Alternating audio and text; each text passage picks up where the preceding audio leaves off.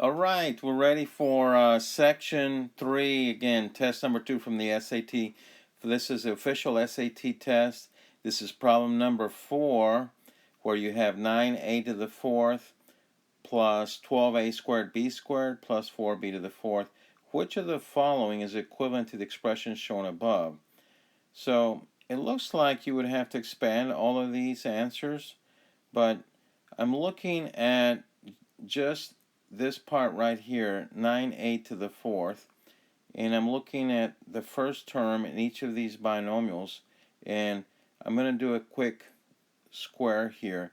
3a squared, if I square that, I have 3 squared is 9, a squared squared is a to the 4th, so that matches my first term there, so that's a possibility. For part B, if I do 3a quantity to the 4th, 3 to the 4th is 81, a to the 4th, so that's not going to work. So I'm going to rule that one out.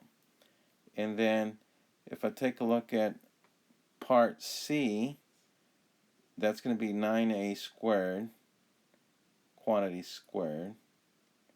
That's going to be 9 squared is 81. So that's going to give you 81a to the 4th. That's not going to work. And the last one, 9a to the 4th, well, 9 to the 4th is a pretty big number. 9 to the 4th, and then a to the 4th. 9 to the 4th is like 6,561, a to the 4th. So that's way out of the line. So we know that the answer has to be answer A. And that's a quick way of doing this without having to expand everything. You could have done the same thing if you took the second term and squared that to see if you get this 4b to the 4th. But it would be easier just to do 3a squared or 3 to the 4th and compare the answers. Now, if you enjoyed this video, hit the like button and comment below if you have any questions or comments. If you want to see more videos like this, make sure you subscribe and then smash the bell for notifications.